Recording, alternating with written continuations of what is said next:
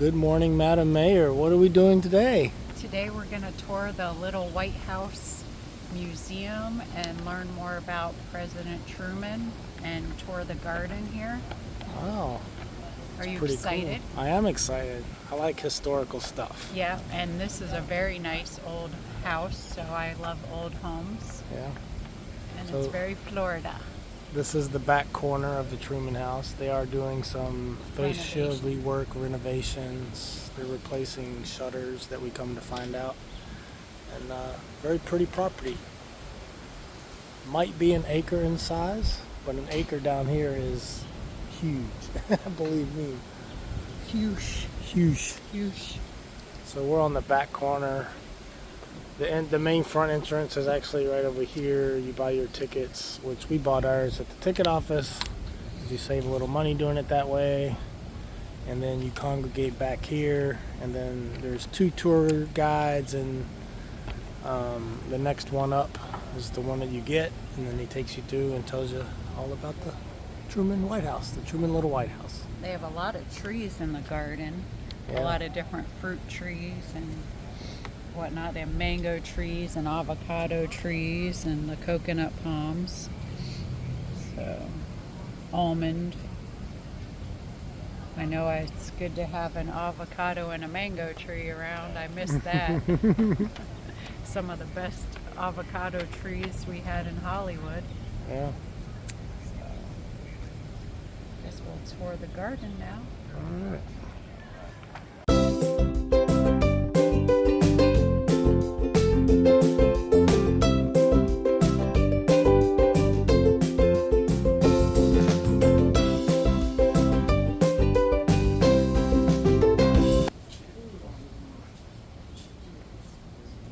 Good afternoon. We are going to be starting down there. I'm going to make a quick sweep and make sure we got everybody. My name is Bob. I'm going to be your host for about the next 35 minutes or so. We are going to cover a ton of stuff. To be honest with you, probably leaving something out you're dying to know. Why do I say that? Well, we're going to hit all the highlights. But if there's something you're really curious about, you can just give me a high sign and we'll make sure we get that squeezed into it. I've been with the Little White House since August of 1999. That is 24 years. Wow. I happen to be the senior most person on staff, and I wrote the book Presidents in Paradise, which is the story of the Little White House. I think I can answer your questions. I'm feeling rather confident today. Well, the 2 most logical questions that come to mind are, where the heck are we, and why would the president ever come here? So, this is part of the original naval station of Key West. It dates back to 1823. The Navy was invited to come here by our locals to chase pirates out of the Caribbean. Over 2,000 pirates were captured or killed. We become a city in 1828. That makes us the 3rd oldest city in Florida, right after St. Augustine, Pensacola, then came Key West. For 50 years, we were the biggest city in the state. Hard to imagine today when you're looking at Miami, Orlando, Jacksonville. Geez, everybody grew except us. Well, and any good realtor would tell you it's always location, location, location. And in our case, everybody had to sail past Key West to get to the Gulf Stream, to go to North America, or to go to Europe. For that reason, we were a very rich and powerful city. We controlled all the shipping between here and Cuba. During the American Civil War, when Florida became Confederate, we did not. We remained Union. 299 Confederate ships were captured, tied up in the harbor, shortened the war by at least a couple of years. Well, following our Civil War, wouldn't you know it, there's already another one starting. This time it's between Cuba and Spain. Well, our officers could see it coming. Everyone knew it was going to happen. They kept asking for more and more sailors. They were trying to protect our interests in Havana. And eventually the battleship Maine becomes home port here at Key West. Now we have a lot of sailors. Well, they started writing some very ugly letters home to Washington. Their complaint, it's a nice base, but there's no housing. So in 1890, Congress appropriated $7,400 to build this 8,700 square foot house. Such a deal. It was built as a duplex. 2 front porches, 2 front doors. Half the house was for our commander, half the house was for our paymaster. When it was built, it was right on the water. The seawall was right there where that row of coconut trees are, right there. Talking about oceanfront property. Holy smokes. Now, I know there's land there now. That came about following the Spanish-American War of 1898. Our warships grew much larger, so they dredged the harbor to a depth of 35 feet, and they threw all that extra ground towards us. When the tour concludes, I am going to send you out through the gift shop. Disney has trained us well. And you will see that the floor tilts away from the house. That way waves would splash up onto the house, and then they'd roll back off to the ocean. And while we're at it, that big white building, that was built in 1942 as the Naval Administration. It was here long before President Truman came, so that just means the view we got today, the back of the building, same view the President had. No Sunset Ferry. Well, that brings up the more important question. Why would the President of the United States ever come to Key West, Florida? On April 12, 1945, Franklin Roosevelt, our president, died of a cerebral hemorrhage. Vice President Truman becomes the next president. There is no provision to make another vice president. Truman is running the country by himself. Night and day he works for 19 months. He's exhausted. He has this horrible hacking cough. Can't get rid of it. Admiral Nimitz spoke up and said, "Sir, I think I have a solution." The base commander in Key West is a bachelor. He's moved to smaller quarters. This great big house, sitting empty. So President Truman comes with a staff of 16 for 1 week. Just going to rest, just going to relax, not planning to do anything except be a tourist. So he went swimming, he went fishing, he was out to dry Tortugas. Well, when he got back on base, someone very wisely approached the president and said, "You know, sir, this is a top secret research facility. We are developing new weapons. Perhaps you'd like to see what we're working on." They're looking for money, I could tell you right now.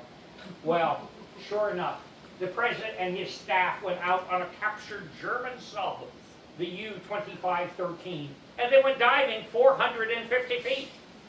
And the sub sprang a leak. Oy, nothing like drowning the commander-in-chief. I'm happy to report the president did not die. We could never have covered that one up. So when Truman gets back on dry land, he says, "I love this place. Whenever I get tired, I'll be back." 12 weeks later, he was back. So every November, December, and every February, March, the president would come for a week, 2 weeks, a month. He's running America from Key West, Florida. Well, we're going to follow in his footsteps. Now, one, he was here 175 days, 6 months of his presidency. It was spread over 11 working vacations. Second, they almost always came by flight, by plane. It was a 3-hour flight from Washington to Key West, so on really short notice, we could have cabinet meetings and staff meetings. Last, all of our furnishings are real. Some of them are very old and frail. I ask you very, very politely, please do not lean on my chairs. Don't sit on my furniture. And when we go upstairs, definitely don't be jumping on the beds. Fun vacation.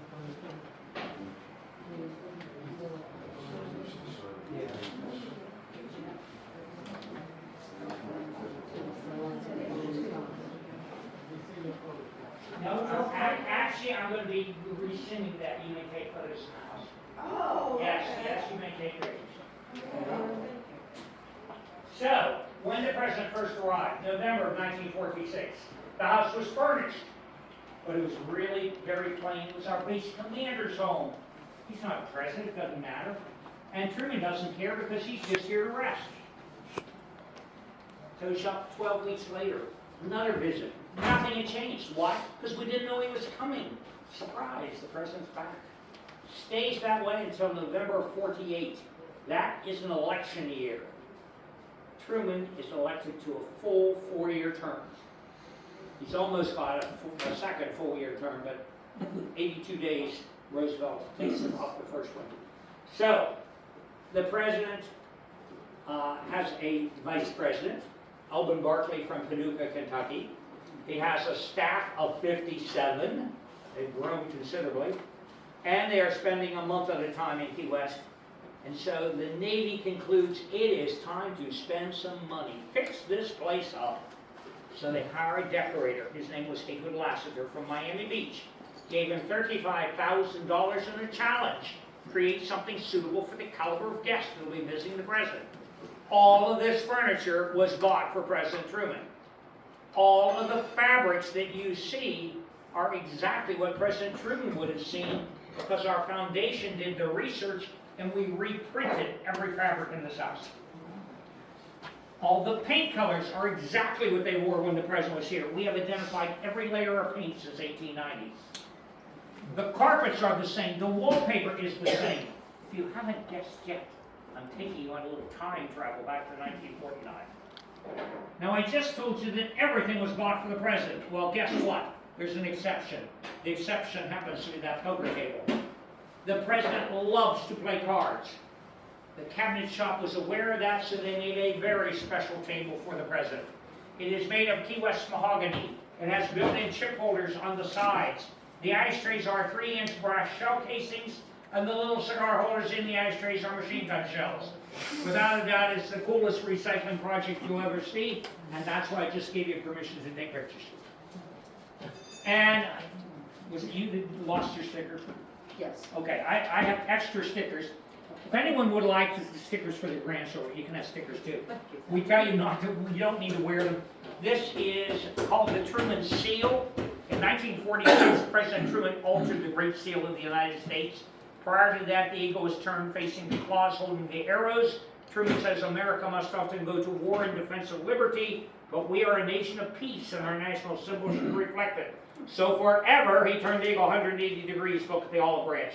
So if you'd like an extra one, I'm leaving laying right there. So, where's the president? Well, he'd be sleeping upstairs. Every morning he'd come down about 7 o'clock, have a nice hearty breakfast there in the dining room.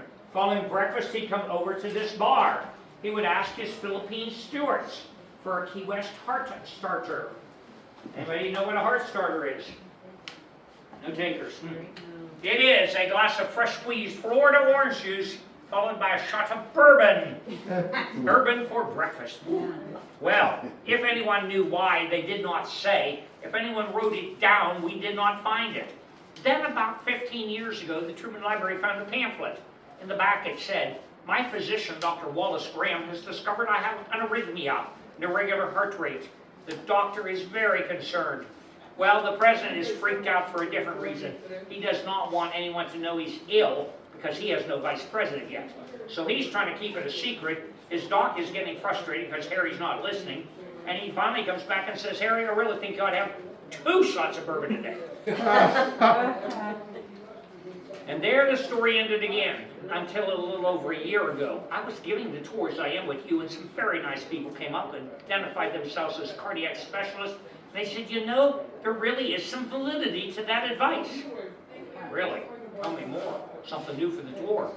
What I learned, of course, was when you are resting, your heart's resting. When you start moving around, your heart rate goes up a bit. We throw in the first shot of bourbon, bang, your heart rate goes up considerably. Then the second shot is more important than the first, because the second shot acts as a blood thinner. So he's playing cards. He deal a little, take a sip, deal a little, take a sip. That second shot of bourbon prevented plaque from forming in his arteries. No plaque, no stroke, no plaque, no heart attack. Harry drank 2 shots a day, lived to age 88. His wife drank 2 shots a day, lived to age 97. I thought this sounded like some great new advice. I went to my cardiologist. What did my doctor have to say? "Just take your pills, Bob, just take your pills." For people to say their grandfather, their dad, their uncle, whatever, either had a shot of whiskey, a shot of bourbon, or a glass of wine. Common. It's a word, no commercial blood thinner. Well, we've been talking about Harry Truman because he came the most. But he's not the only one. We've had a lot of presidents. In fact, outside of Camp David in the big White House, we've had more presidents than anywhere. 1912, William Howard Taft came to Key West on his way to Panama. He was sailing, he came by ship, came by train, left by ship. And he wants to see the Panama Canal completed. He had started it as Secretary of War under McKinley, and he wants to see it completed. Then we got we have Herbert Hoover. Hoover was an avid fisherman, won many trophies for his skill as a fisherman. So he spent most of the teen years here in Key West fishing. Then we have Franklin Roosevelt. 1920, the poor guy developed polio. His doctor advised him that the warm waters of the Florida Keys were therapeutic and might actually cure polio. So he spends 6 winters here looking for that cure, 6 nights as a guest of our base commander in that first exhibit room. Never found the cure, then he moved on to Warm Springs, Georgia. Then we have Dwight Eisenhower. He was here both as a general and as a president. As a general, he came in 1949 as the honorary chairman of the Joint Chiefs of Staff. Their purpose?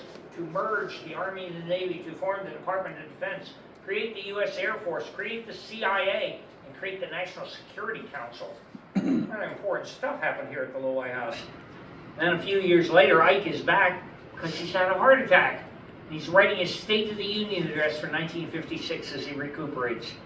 1961, John Kennedy held his very first international summit. It was with British Prime Minister Harold Macmillan. Officially, the meeting had to do with Laos. Communist rebels were attacking the royal family. The United States and Britain felt the Soviets were behind it. And so they too came and spent a day hammering out this protest against the Soviets. And that is our official story. Why did I say that? Because 23 days later was the U.S.-led invasion of Cuba, called the Bay of Pigs, and that might have been the real reason for that meeting. 1974, kind of a bleak year for us. This was a sub base. 74, the Navy switched from diesel subs to nukes. They were too big to fit in harbor. When that happened, all these buildings around us were boarded up and abandoned, including this one. Now, everybody said not to panic because, give it a year, it's going to open as a National Park Service. It should have, but it didn't. The politicians were too busy fighting amongst themselves. For a year they argued and carried on. A little longer after that, someone finally decided this had taken a lot longer than they should have. So they took the poker table, they took the silver out of these 2 corner cupboards, they took the president's piano out of the living room, and they moved those few items to a county museum. All the rest of the stuff was just left sitting here. People broke in, people damaged things, people stole things, and a homeless person set the living room on fire. It's a miracle we survived. So when I tell you this is all real, it is, but we should have more even than what we got. The Navy says we have 40 chairs like the ones around the poker table. We have 7. They break a window, crawl in, steal a chair, steal a lamp, crawl back out the window and disappear. And now it's been, 70 years. People don't even remember that their grandfather stole it from the Little White House. So we're getting less and less things returned to us. Every once in a while something shows up. So here's what we're going to do. We've got a pretty good sized crowd. I am determined to keep you as healthy as possible. I do not want anyone breathing on you, sneezing on you, coughing on you, or sweating on you for that matter. So for that reason, I am going to give you a homework assignment, and I'm going to send you upstairs, not as a group, but just the ability that you can just walk through a room. You don't have to congregate. You don't have to be squeezed into a little space. Now, here's your homework. First bedroom, top of the stairs, going that direction. There are ways up. There's 5 bedrooms upstairs, 2 bedrooms over our head and going south.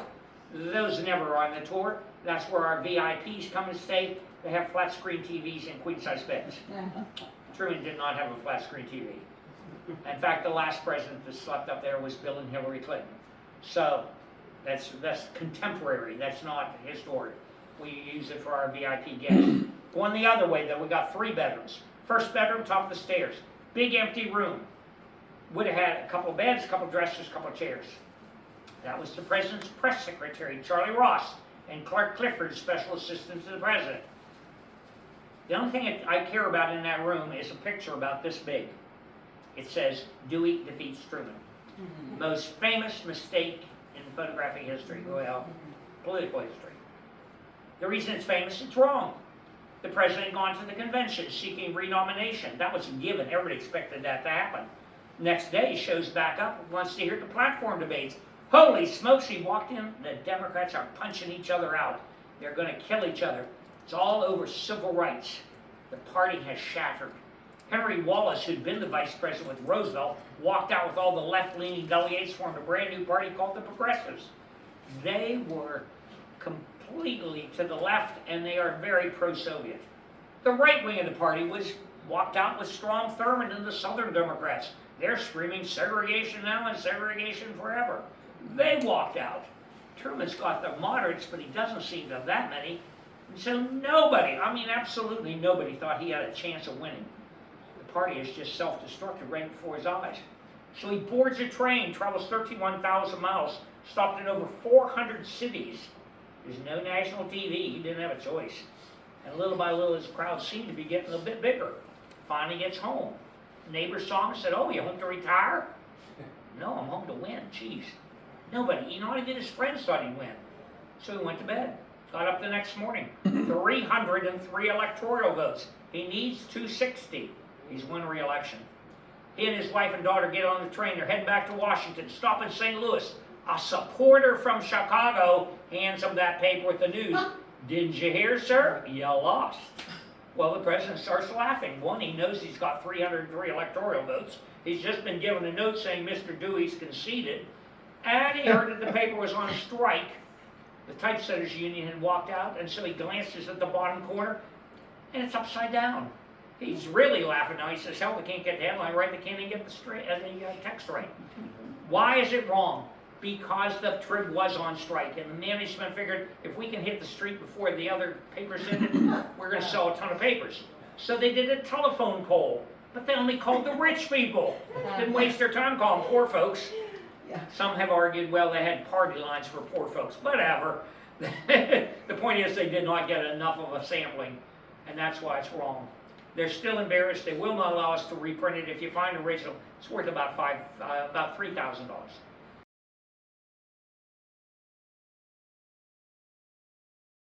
Now, you're going next door. Pair of twin beds. That's Mrs. Truman and their daughter, Margaret. The big White House had a silly policy that said it's not polite to awaken the First Lady. So they always had a separate bedroom down the hall from the President. In the big White House, they had the same thing in the little White House. The second bed is for their daughter, Margaret, because Margaret's 23 and not married. Mother and daughter share that room. Now you're going all the way around the porch. There would have been no glass in the window back in those days, just screen. We put the glass in to keep the AC in. By the way, what we're doing is removing all of our louvers. We have 2 miles of louvers to restore. Plus, we are going to strip 30 layers of paint off this building. Gee. Everything since 1890. So that's what's going on around us. It's restoration. Anyway, you're finally in the red, white, and blue bedroom. That's the president's bedroom. You only have one task. I want you to walk over to the closet. There is a photograph up on the shelf. It has most of the staff wearing Hawaiian shirts. A handful are not. That is your test question. If they're not wearing a Hawaiian shirt, what are they wearing? And I'll tell you what, that whole story about why it's a Hawaiian shirt and how it got to be the QS uniform when you get back downstairs.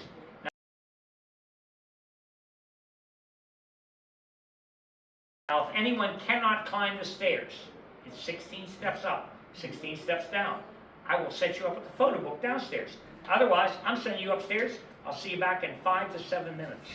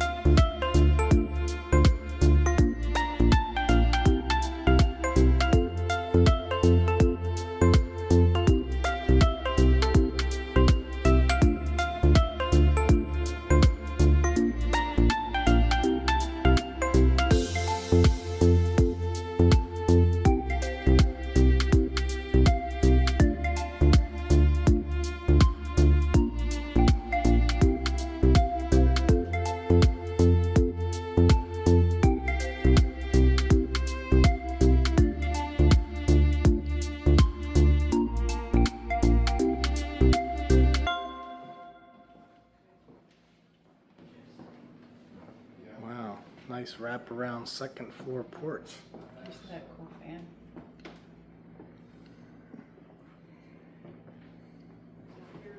That's an old school fan there.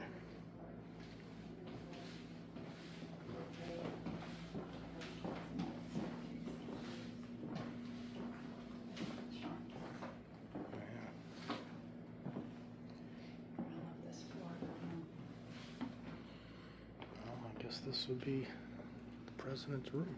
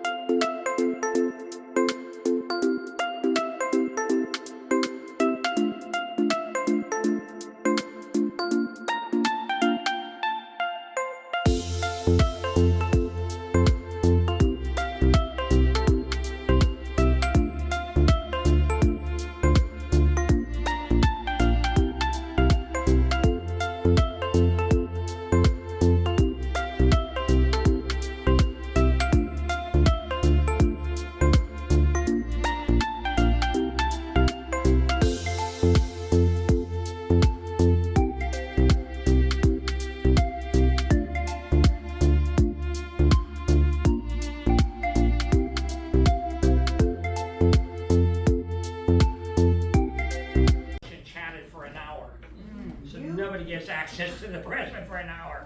As a historian, it doesn't get any better than that. And then Colin Powell had the peace talks in 2005.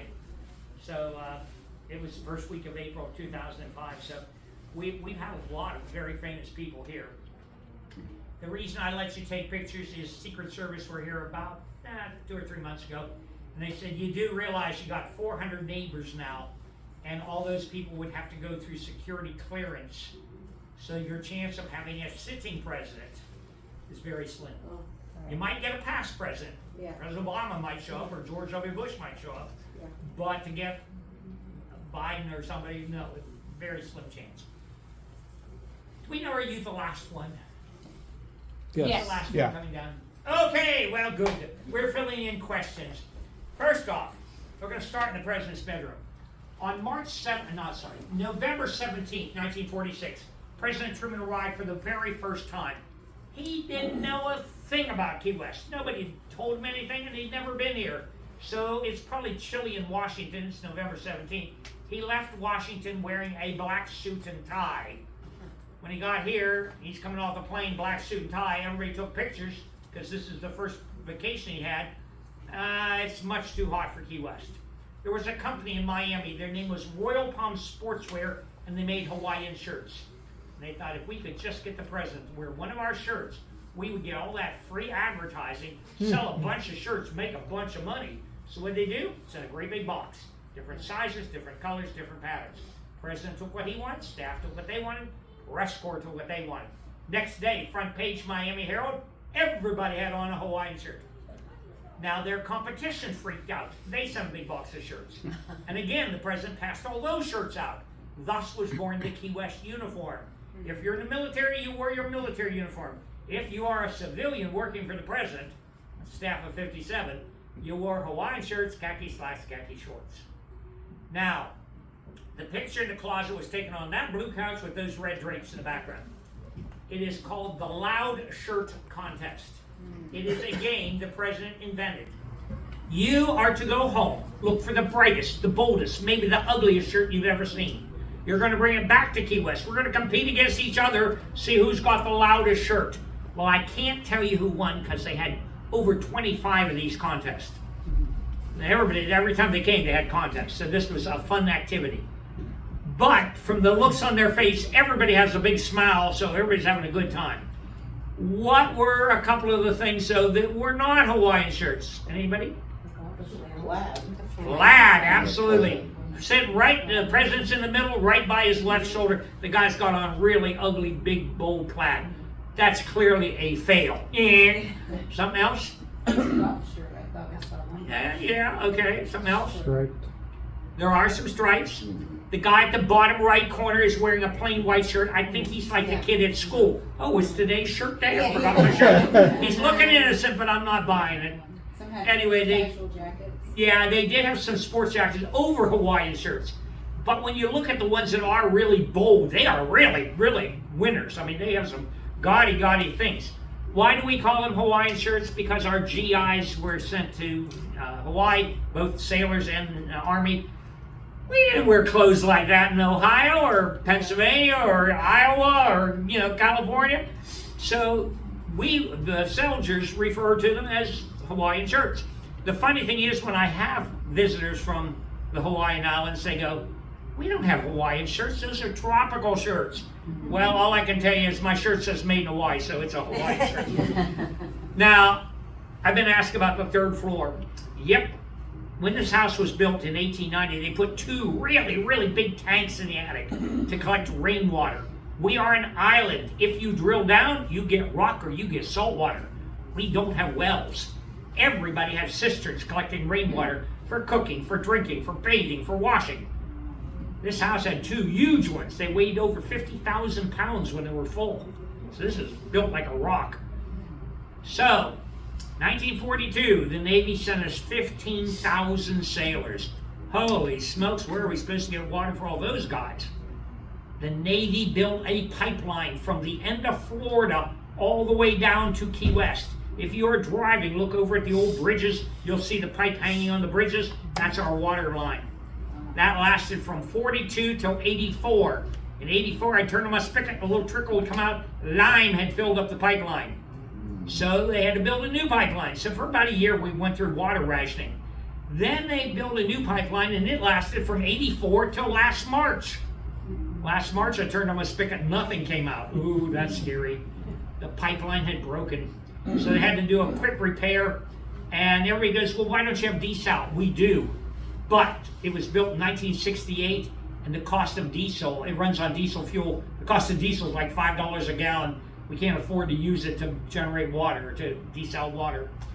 So we're building another pipeline as I speak. If you're driving again, you'll see all kinds of pipe along the road. That's going to be our next water line. It starts in Florida City, runs all the way down to Key West.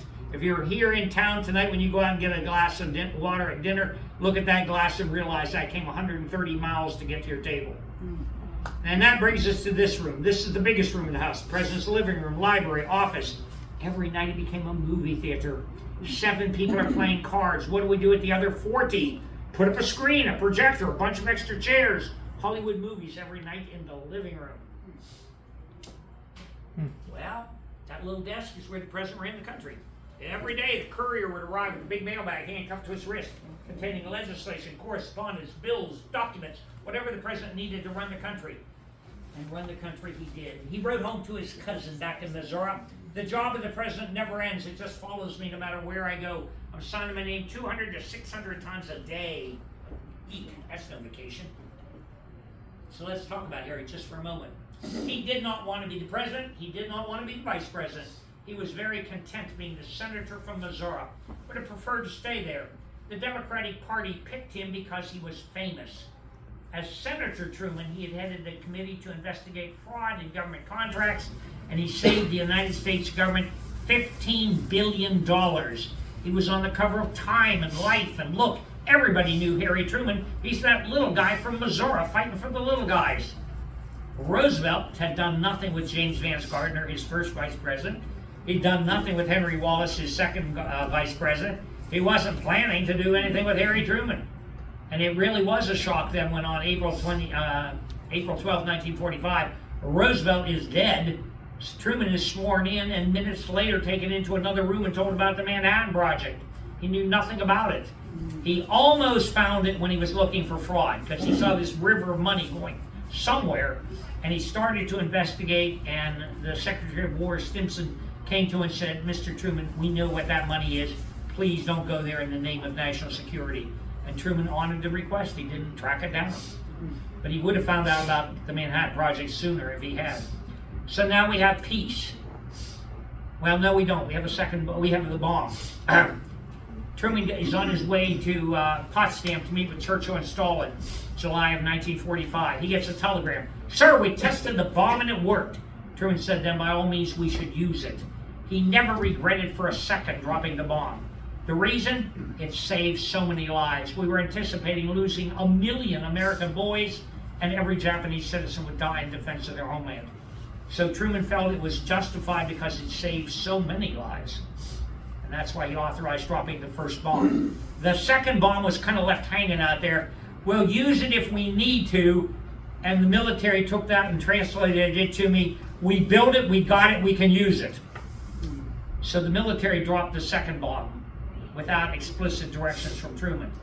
When that happened, the president took the bomb away from the military and placed it under the civilian government, which is why the president of the United States has the launch codes in the football, because he's afraid we'd have crazy generals dropping bombs without authorization. Now we have peace. 1 billion people are starving to death in Europe. Through the Marshall Plan, we saved 1 billion souls. Then he looked at what was going on in Eastern Europe, and 75 years ago this past week, he created NATO, and for 75 years NATO has kept the peace. He brought a million young servicemen home from the war. They have no house, they have no job, so he sent them off to college for free, and they paid us back 100-fold in increased taxes. But the most remarkable thing, he was a Southerner by birth, had been a bigot as a kid. He becomes the voice of civil rights. He desegregates the military, desegregates the federal workforce. At that desk wrote another executive order requiring federal contractors hire minorities. He was light years ahead of us. Here is a photo of Colin Powell holding those peace talks back in 2001. I have to tell you, I gave the tour to Colin Powell and the foreign presidents, and Secretary Powell turned to me when we were talking about civil rights and said, you know, Bob, if it hadn't been for Harry Truman, I would have been a cook. How's that for grabbing you? Well, Truman should be up on Mount Rushmore. Instead, he left office the least popular president in American history. 22% approved of the president. The two issues, civil rights, not everyone agreed with the president that everyone was entitled to equal rights. And the second was the firing of General Douglas MacArthur. They didn't feel that Truman knew what he was talking about, and Truman certainly saw that the Korean War was going to get enlarged and would probably end up World War III. So those two factors left him out in the cold with 22%. Over the next 18 years, he climbed upwards. Before he died, he was in the top 10. Today, he's number 6. Lincoln, Washington, Franklin Roosevelt, Teddy Roosevelt, Dwight Eisenhower, then Harry Truman. Not bad for a little farm boy from Missouri. The good news is, we've made it through the tour.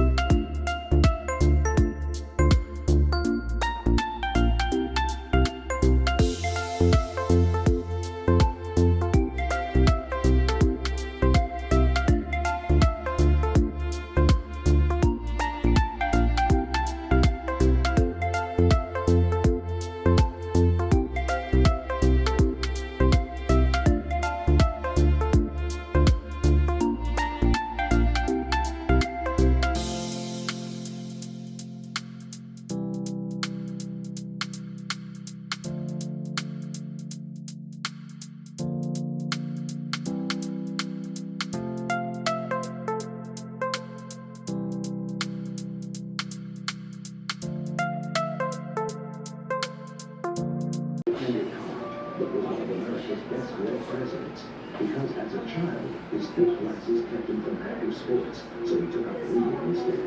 He once boasted that he had read every book in the Independence Library. His natural leadership emerged during World War I as captain of Battery D, 129th Field Artillery. After the war, Truman married his childhood sweetheart and schoolmate, Bess Wallace, who he had met in Sunday school when he was 6 years old. He in 1944 and succeeding to the presidency at Roosevelt's death. After almost a year in office, President Truman was completely exhausted and was not go over vacation. In 11 short months, he had made some awesome decisions. The use of the atomic bomb against Japan, which ended World War II.